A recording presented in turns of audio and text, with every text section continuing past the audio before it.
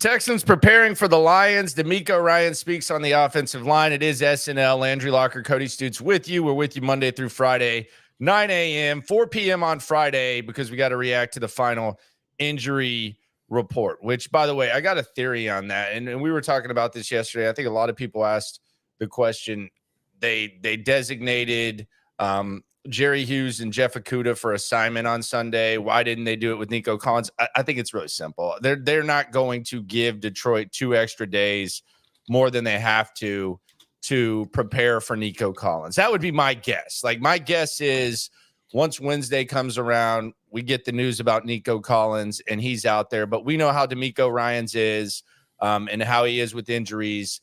He's not going to give Detroit 2 extra days to prepare for one of the best receivers in the NFL. That's my theory, and I'm sticking to it. Man, those 2 days would be super valuable. I mean, one day not even in the building. I mean, Monday reviewing the day before. So, I mean, my goodness. I mean, I guess you should definitely leave the fan base in panic when you can't even say the star wide receiver who's hopefully going to fix issues when your offense is coming back. But no, that's fine. That's fine. They want to play games and screw around. That's fine. So you think that they should just come out and say Nico Collins is back? Let's go. Yes. What you want to get things, turned around from a public opinion standpoint? Don't give people 3 days of panic thinking Nico Collins is going to miss time. The DeMeco thing is interesting. It does feel like some people are, I don't want to say put off, but taken aback by the way in which he handles himself, specifically along the offensive line. I do think there's some irony that I want to get to in a second when it comes to DeMeco Ryans. But first, let's hear DeMeco Ryans talking about the offensive line and his confidence level that he currently has, and one of the worst offensive lines in the NFL, if not the worst, specifically when it comes to pass blocking. Here's DeMeco Ryans. Team right now, we all have to play better. Every position, we all have to play better. It's not one position. Everybody has to play better for us to win games. Going forward, is everybody playing better. And he said some iteration of that basically every time he got asked about the offensive line. Hey, can CJ Stroud do stuff to? Yeah, when I say everybody needs to play better, everybody needs to play better. Hey, are there things you haven't tried with the offensive line? Are there things you haven't tried with the offense to help the pass blocking? Yeah, we just got to play better. So play better. And yeah, I mean, when the offensive line is one of the worst in football, yeah, the running backs and the tight ends and the receivers and the quarterback do have to do a little bit extra. They have to play maybe above what they're capable of doing to cover up that offensive line. Yeah, you have to overcome it. And that's the thing. And you know what the irony is about DeMeco Ryans? I was never really against bringing in a defensive-minded head coach. Matter of fact, I'm DeMeco all day. I'm still DeMeco all day. But there is some serious irony that when talking about this crappy offensive line, he gets defensive. Like, is he? Yeah. Even yesterday, when he was asked about the run blocking success that they've had, he even slides in there. Yeah, they've had some really good pass blocking reps too. Like, okay, we didn't have to say that. Yeah, we didn't have to say that. It's defensive minded when he talks about the offensive line. That's crazy. Not lost on me. Here is DeMeco Ryans kind of defending the offensive line once again, kind of coddling his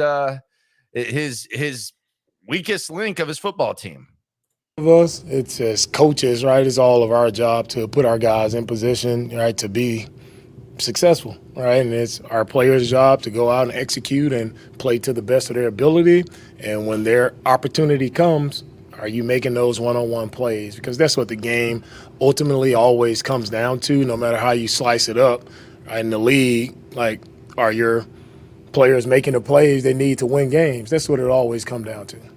All right, there you go. So there is DeMeco on the chat. Joseph Sellers, y'all act like he's going to throw dudes under a bus. Y'all would kill him even harder than you do now if he did that. Hey, do me a favor, Joseph.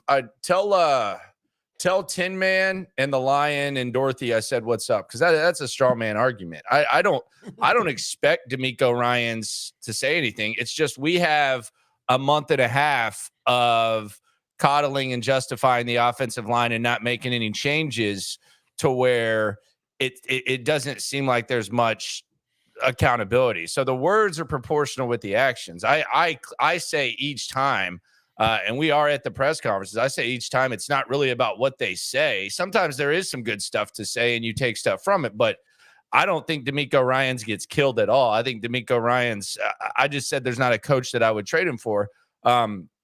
But it's as much about the actions as the words. But good luck finding Oz, scarecrow, straw man, whatever you want to call it, because I don't really think DeMeco. I don't want him to like completely throw his players under the bus. I don't think that's realistic based on how we've heard DeMeco speak of them. The 3 weeks that they have, the recent weeks of football that they have played, the offensive line's gotten worse each week. And the only time they made a significant lasting change was due to injury. Like, that's the only time they made a significant lasting change. Because I would tell you there was a lasting change with with Jared Patterson in for Kenyon Green. But when Patterson got hurt, they put Kenyon Green right back in. So it wasn't a lasting change. Like, they have not changed or altered the way that they operate the offense, the offensive linemen. So when he goes up there and continues to defend them, and yes, he's not going to go up there and throw them under the bus, but he doesn't have to go out of his way to say they've been doing a good job when they haven't been doing a good job. Yeah. And it's not about like, oh, it's behind closed doors, because when they're on the field, they don't make a change. They don't make any changes. These are if you feel the need to coddle the offensive line to a point where they're getting CJ Stroud killed, and when asked about their play, you have to say focus on positives, or you have to say, well, everybody wasn't playing good, then there's something weird there, because you wouldn't hear that about any other position. And maybe that tells you that he just doesn't feel good about this offensive line or something, but something is weird with the way that DeMeco Ryans speaks about the offensive line. I think it's really, really interesting. Well, and the offensive linemen have not said they're doing a good job. When they talk about it, they talk about how they've been doing a bad job. We talked about Juice Scruggs and Titus Howard coming out of the Green Bay game. Titus Howard last week after the Jets game. Like, they know they're not doing a good job. Like, they're not asking or begging to be defended. They know they have to do better. So to go up there and be like, well, look at the good plays. Like, come on, look at the good plays. I don't look at the good plays when there's more good plays than bad plays. Melvin on the chat says that he doesn't trust Nick. I'll say this, and I kind of talked about this last night. I trust Nick Caserio more to trade for a wide receiver, more so than an offensive lineman, and that's just based on what we've seen. Like, Nick Caserio with the offensive line in every form of evaluation has been awful. It hasn't been good. The manner in which and the way in which Nick Caserio has evaluated the offensive line. On the other hand, at wide receiver, he's been pretty good. He found Nico Collins. He found Tank Dell. He traded for Stephon Diggs. There was a John Mechie pick in between there, but that kind of happens. You can't expect to win them all. But on the offensive line, whether it's guys that were already here and seeing them and giving them extensions, whether it was trades, whether it was drafting, he's done a pretty poor job. So there's talk about, should they trade for an offensive lineman? I mean, I don't think it's like the worst idea in the world, but I also question, much like most people in sports, even some of the best of all time. And I don't think Nick Caserio is one of the best of all time, but some of the best figures in sports have weaknesses. They have weaknesses. And right now, small body of work, Nick Caserio has only been here 4 years. Offensive line evaluation, if you think it is a personnel thing, and it can be a multitude of things, but if you think personnel is part of the issue, his evaluation of offensive line is a big part of that. Anytime he's made a significant investment in an offensive lineman, it's gone wrong. He extended Titus Howard. That hasn't worked. He traded for Shaq Mason and extended him. That's not working now. Kenyon Green is a first-round pick. Didn't work. Juice Scruggs is a second-round pick. That's not working. And the flip side of that is, like, the oh crap plans that he's put together, like when he had to trade for Josh Jones, when he added George Fant. Michael Dieter was fine for what he was supposed to be, which was a third center, fourth guard. Like, he's had some success, like on the low investment guys. He's just missed on four of his big investment guys. Yep. I mean, yeah, it hasn't been for lack of attention. It's not like neglect. It's the same on-field result as Andrew Luck, but it's not as a result of neglect of the offensive line. So that's where they're at there. On the super chat, Daniel says, hopefully the lack of trades and stuff means they're changing it up in play calls and concepts instead. Give me some hope, S&L. Give him some hope. Damn it, Bobby. You got any hope for him on that they're going to change it up? Surely it can't get worse than last week. So they got to change something. And you're going to get a full start with a new left guard. So that's a little bit of hope. Right. In the life of Colby says, I wouldn't say he doesn't know offensive line talent because he obviously fixed the offensive line last year when we were going through injuries. The players need to be able to come. Offensive line wasn't good last year. It was better than this year. Nobody watched that team last year and said, wow, this is a really good offensive line. It was better than this year. I don't know that really says anything. He brought the backups were better than the starters. But it wasn't great. Like, offensive line wasn't the strength of this team. It wasn't consistent. I would say it wasn't even a top half offensive line in the NFL. So I would disagree to that. I would say that is a very, very strong curve that you're grading on if you're praising last year for what's happened this year. I wouldn't even. And some of that is not necessarily his doing either. Some of it became like if he had his choice, what occurred last year is not what would have occurred. Like, this is the offensive line that has played the majority of this season is the offensive line he wanted leaving the 2023 draft. This was what he envisioned. Titus Howard at right tackle, Laramie Tunsil left tackle, Juice Scruggs at center, Kenyon Green, and Shaq Mason. That's what he envisioned. And it's been bad. It's been bad. It is S&L here, trade deadline today. Do you sense that the Texans make any moves today? Do you sense that? I'm not really seeing them make moves. I think they're going to kind of de facto look at they're going to look at the Autry edition and the Nico Cons as kind of like de facto trade deadline moves. I don't see like a big move. Maybe I'm wrong. Maybe something happens.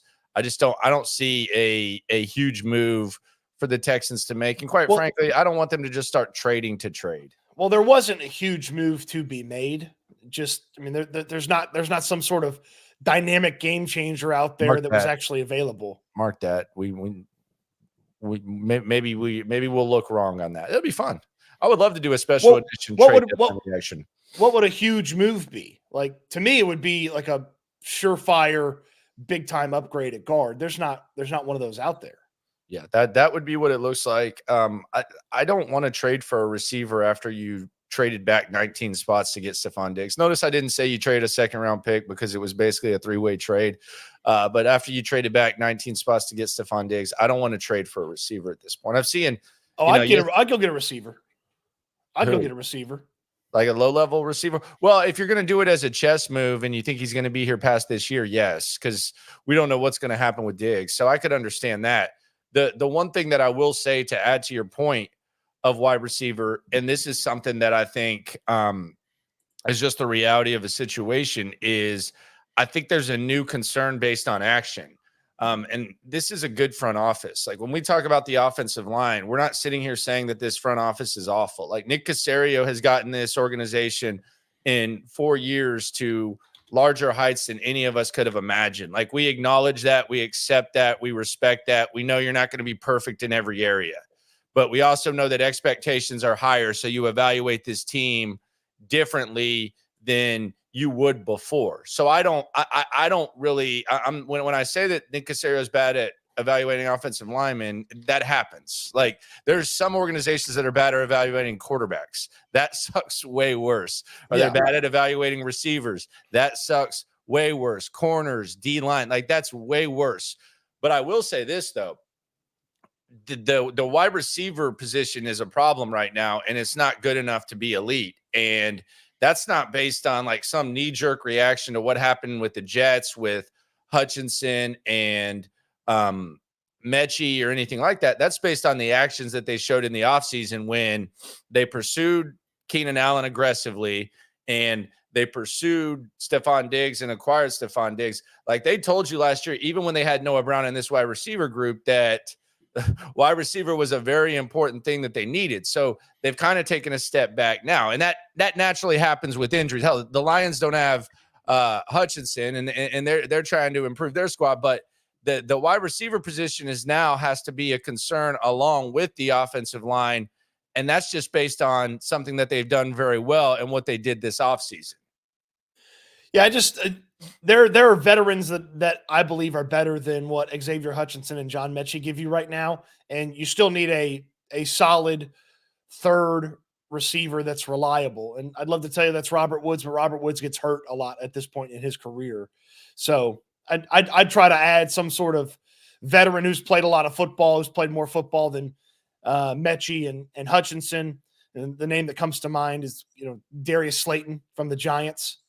I'd try to get him if I was the Texans. He's a good player. Yeah, he's better than John Mechie and Xavier Hutchinson. Yeah, he might be better than Noah Brown. I mean, if we're being honest, I like Noah Brown. You brought up the Noah Brown thing, and that's been kind of a popular topic. And you know how I feel about Noah Brown. I love Noah Brown. I like the toughness. I know he wasn't completely healthy last year, but they don't make the playoffs without Noah Brown. But it does go back to the decision they made getting rid of Noah Brown. And I don't know that he produces that much up to this point. I don't even know how much opportunity Noah Brown has. Although you have had Robert Woods miss games. You have had Steven Sims be unplayable, and you've had Tank Dell miss games, and you've had Nico Collins miss games. So it's kind of rich to say that you got rid of Noah Brown because he missed games when Tank Dell missed half the season. Nico Collins had missed a large amount of games relative to how long he had played. Robert Woods was getting older, and all these guys are out. And I think you would kill to have Noah Brown on this roster right now. I don't even think it's close. And we see Noah Brown being a slight contributor in Washington. Like if you told me they were going to add Noah Brown right now, I'd say, okay, that's a good move. But they got rid of him in camp. Noah Brown's run 3 more routes than Xavier Hutchinson. Okay. He's run 3 more routes. He's got 318 yards. Xavier Hutchinson has 64 yards on the season.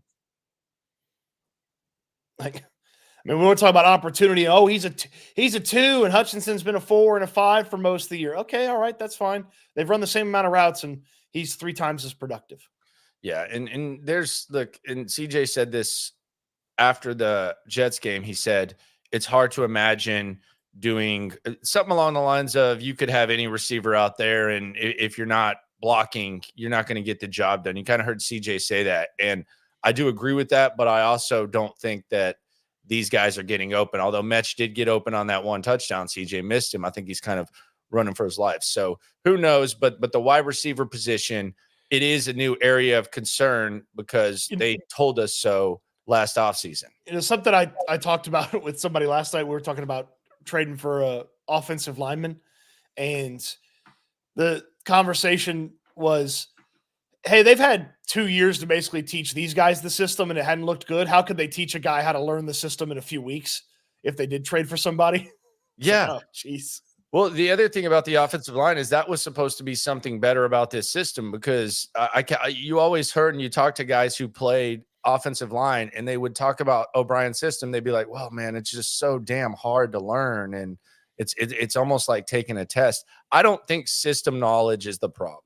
Like maybe preparation and stuff. I don't think system knowledge is the problem when it comes to the offensive line. At least I hope not. Well, we have overwhelming evidence now that this is a talent issue and it's not anything else. Like there's overwhelming evidence that the 5 guys they've put out there for most of the season aren't good enough. Shaq Mason's playing the worst football of his career, according to Pro Football Focus. Titus Howard's inconsistent. Laramie Tunsil's the most penalized player in all of football. He's the only player with double-digit penalties.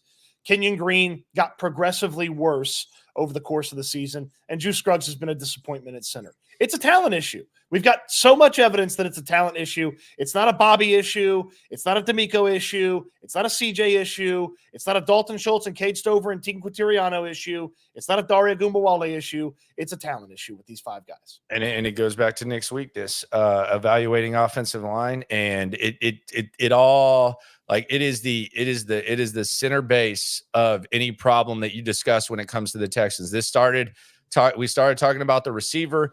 It goes back to the offensive line, no matter what we're talking about, any area of this football team. As much as things change and as many splashes as you make, the more they remain the same, whether you're investing in the offensive line or neglecting the offensive line. It seems like damn near since the start of this franchise, it all goes back to the guys up front. So when you have one of the most untalented offensive lines in football, you need to operate that way. So I don't know why it's taken them so long to realize. And I say them, I mean the people who decide what they run on offense, as well as CJ Stroud. He talked about, hey, I got to get rid of the ball faster after the game Thursday night. It's like, I don't know why it's taken everybody so long to realize it's not a good offensive line. They need to adjust. But there's enough evidence that they need to adjust the way that they operate, and they need to operate as if they have a horrible offensive line, because the reality is they do. All right, so I need you to read this one. I'm not going to read this because I think there's one of us that needs to read this, and it's you. So go ahead and read this. Shout out to Rolo Hendricks, our guy, our dude here on S&L. Shout out to everyone in the chat. We appreciate you for coming through. It is deadline day in the NFL. Will the Texans make a move? Should they make a move? Let us know. Be sure to subscribe and like the video. Locker room tonight at 10:30. We got it, baby. We're going Monday through Friday, 10:30. Read that, Cody. I think you need to. Go ahead. Shaq was getting worked all training camp, to be honest. All right, there you go. Thank you. Thank you very much. Thank you very much. That's just not true, but okay. Thank you very much. Thank you very much. Well, then why did Fatukasi and Mario Edwards look so awesome in camp? Who are they? Because Juice Scruggs and Kenyon Green stink. Come on. Come on. I tried to tell you about this Shaq thing. I tried to tell you. Nathan Palmer on the soup. Shout out to you. It's too late to bring back Dwayne Brown and Ben Jones. The crazy thing is I read that and I should just laugh, but I don't know. This could actually be serious. I'm not even making fun of you, Nathan. I tried. He might be serious. Both guys are still free agents and probably improve better than what we got. Oh, Ben Jones didn't even play last year. Dwayne can't. Look, the interior is the problem. It's the three guys on the interior that's the problem. Laramie Tunsil's fine out there. You know, he's not all pro Laramie Tunsil, but Laramie Tunsil's fine out there at left tackle. Titus Howard's had some moments where it's looked okay. He's had some moments where it hadn't looked very good. It's the three guys inside that aren't any good right now. Daniel needs to focus on the positive reps. LOL JK. Oh, so he's talking about the DeMeco. Yeah. AJ says Slowick won't be an OC next year, so he won't even be a head coach. He won't be an OC. I don't know if that's the case or not. Let's hear DeMeco talking about the trade deadline. Jonathan Alexander of the Houston Chronicle asked him about the deadline. Here was what your head coach had to say. It's always the same on that. I mean, we're with Nick and his staff. We're always looking to make our team as good as we could possibly be, right? Do we have a heightened sense of just making a move just to make it? No, we're always looking to add to our team, add to our depth. That's something we do constantly throughout the year. So there isn't just a mad rush now at the trade deadline for us to change our approach and how we go about managing our roster. Right? Our roster management doesn't change. Right? We're always looking to upgrade. All right, thanks, Coach. Appreciate you. I hope that fifth rounder is awesome next year. Like I hope they get a sweet fifth rounder next year. I'm fine not making a move, man. I hope they get a sweet sixth rounder next year. They might. They might. I wonder if there was anybody who's like, I mean, are they going to be able to time travel and put that player on this team? Like, man, let's go. Hold on. Let's just go through is there anybody in the fifth round this year that's like helping a team like a big time? What are you doing? I don't know. I'm just, what are you doing right now? A 2025 draft pick doesn't help the 2024 team. What's going on here? So they got to make a trade now. I mean, he's going to sit up there and say, we're always looking to improve the roster. They signed a practice squad offensive lineman nobody's heard of this week. And it wasn't the one that Aaron said, right? Was it? Well, Aaron said it was the Tennessee guy. And then he said it was the former Rams guy. He called him Super Bowl champion. Like the guy was like blocking for Stafford in like the Super Bowl. Not making a move. Just tell me what move you want the Texans to make would be the thing. Space Age is asking. Well, I mean, like just tell me what move you want them to make. I'm glad Nico Collins is coming back. I would like them to bench some offensive linemen, maybe move around, maybe function that differently. But as far as just like some sort of trade that I see that's just going to magically revive this team, like, am I opposed to them making a move? No. Do I trust the front office to make trades? Yes. But I don't know what the move is. It's like a lot of times it's like during draft season when the NFL draft is going on and people are cussing and discussing what's going on in the draft and what you should and shouldn't do. And a lot of times you'll hear people say, like, there's a pool of players, and regardless of the pool of players, like, someone will say pick this guy, and then someone else will be like, what? They need a shutdown corner. And it's like, well, this guy might not be a shutdown corner. Just because you draft a corner doesn't mean he's a shutdown corner. Well, we need a franchise quarterback. Well, there's not necessarily a quarterback there. So that's when you talk about trade, I can get down with the Darius Slayton trade. I can get down with that. But as far as, like, if you told me, okay, they make a trade and they're bringing in an elite guard, obviously I'm going to do that. But that's not how it works in the draft. That's not how it works in trades, especially NFL trades during the deadline. This used not even a possibility to trade. Here's what I want. I want them to trade a 5th-round pick for a veteran wide receiver who's played more than 3 seasons of football, and hopefully get a 7th-round pick back with that guy.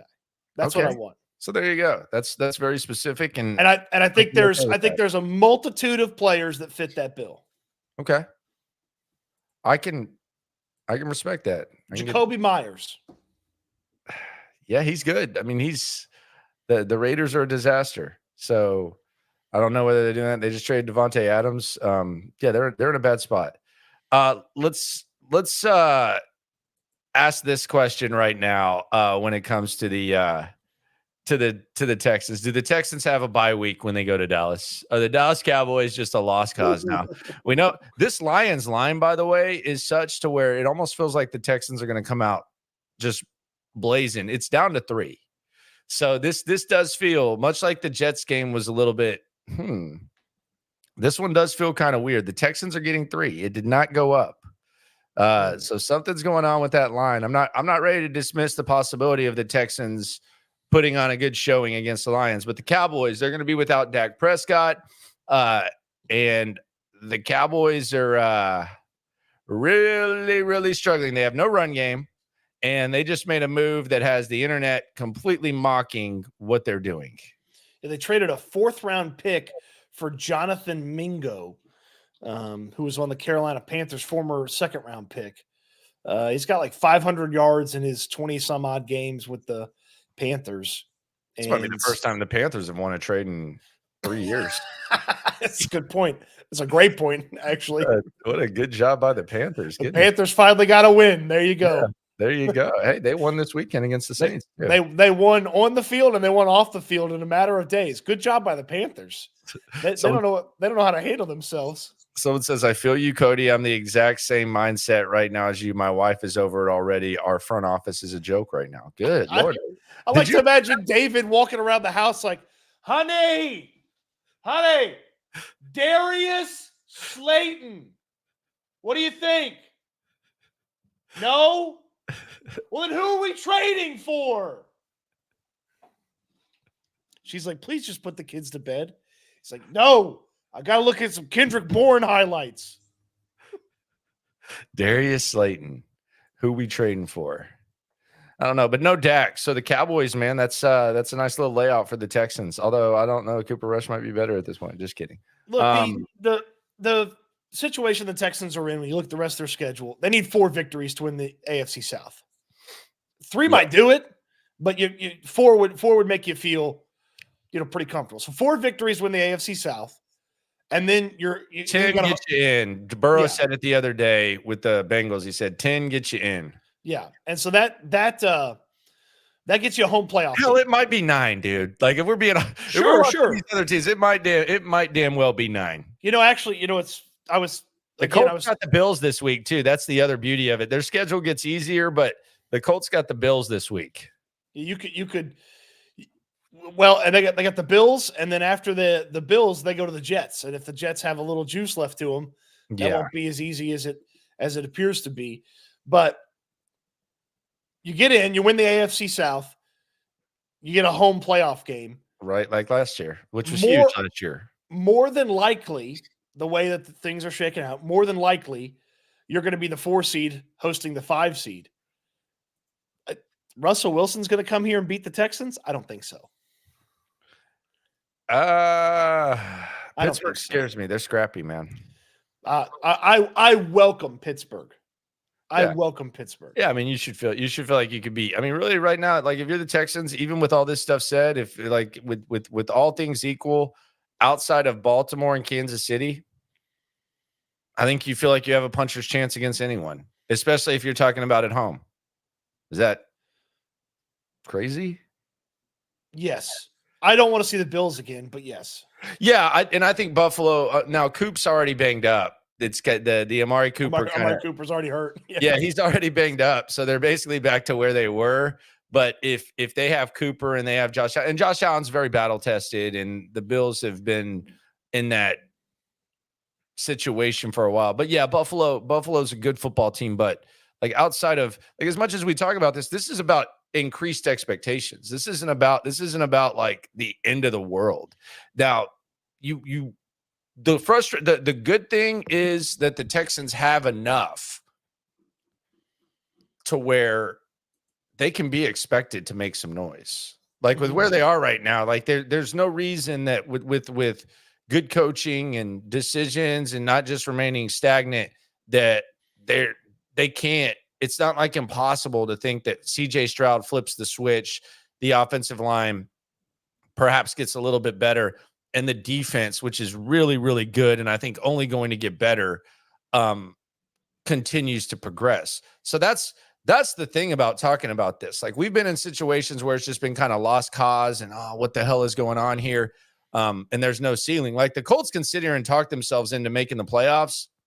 There's nothing that's going to happen, even if that happens. If they make the playoffs, it's another attaboy coaching job for Shane Steichen, and they have no chance to do a damn thing. Mm-hmm. That's not where the Texans are right now, and that's what makes it even more frustrating with the offensive line is that they can just figure some stuff out. Yeah, that's the expectations have allowed the disappointment to grow because you thought highly of where this team was. And look, they had some nice performances early on where you felt like there was something to this team. And there's still time to figure it out. I don't have a lot of faith in them, but still time to figure it out. We Eat Nation. Would the O-line have improved better if we hired Cliff instead of Bobby? No. You didn't even hesitate there. Yeah, It's a talent issue. It's a talent issue. Yeah, well, I mean, does he call game plans to mask the talent would be the questions. If you're asking, is Cliff Kingsbury a better offensive coordinator than Bobby Slowick? I think the answer would be probably. Yeah. I mean, look, some of Cliff Kingsbury's success has been, I have a mobile quarterback and he's figured it out during the play. For the last decade. For the last decade plus, that's been the case. You go back to Manziel, you can go to Mahomes, although they didn't win a ton of games, and then you can go to Jaden Daniels for sure. Yeah. Well, when he was in Arizona, Kyler Murray. Yeah. So he's had his fair share of mobile quarterbacks just kind of figure some stuff out there. All right. Yeah. And you know what they did as soon as Kingsbury left Arizona? They dumped a bunch of money in that offensive line, draft picks and money into that offensive line. So. He's not going to get like another head coaching job, right? Oh, he's absolutely going to get another head coaching job. Oh God, are people going to be pissed? People were mad the first time. I got to imagine that they'll be a little bit more. I mean, he's doing the Manziel thing, but at the NFL level. Like he's got the young guy that is performing really well. He's getting a lot of credit for it, and he's going to parlay that into a head coaching job. Dylan says DJ Moore after the Bears game. I ain't trading DJ Moore. DJ's fine. I kind of thought he misspoke yesterday and kind of got like pressed on the play where he left the field. No, I mean he was hurt, but they asked him, has Matt Eberflus lost the team? He said something like, I wouldn't say no. And then he said something. I don't know if that's what he meant to say or not, but not the greatest quote. It definitely didn't. Boy, I tell you this much. If this Texans offense turns it around, showcases the top end potential that we believe they had at one point. I know they don't have Diggs now, but showcases a little bit more of the offense than they have. Bobby Slowick's got a great opportunity to go coach the Bears next year because Eberflus is definitely getting fired. It's not only all caps from Texans Tangents. It's not only a talent issue. It's line coaching and leadership issues as well. Yeah. I mean, I don't think anyone thinks that it's just one thing. But the talent is definitely like the fun thing about blame is it's never 100% any one thing. Yep. Like you can assign different sections of blame. And so I'm going to assign the majority of blame to the talent of the offensive lineman. And I think that's fair. Appreciate everyone for coming through. Enjoy yourselves. We'll have videos throughout the day. 10:30 p.m. live locker room stream. We will get into some of the things going on around town. Cody's going to be doing his thing. The Texans are not practicing today. They will practice tomorrow. We'll both be on the scene. We'll talk to players. We'll talk to DeMeco Ryans. Probably see number 12 on the practice field, I think. And we will keep you posted on what's going on with the Houston Texans. For Cody Stoots, I'm Landry Locker. Wait, Rick has a super chat. Hold on. Rick with the super. Why not get guard Brandon Sheriff at least? I mean, look, there's a real possibility that they never looked at right guards because they still believe in Shaq Mason, and that's what Sheriff plays. No doubt. Appreciate everyone for coming through. Be sure to subscribe. Be sure to like. Be sure to ride along. Be sure to always remember when it comes to this Texan stuff, we're all in it together. Eat good, sleep good, be good. We'll talk Texans again soon. Thanks for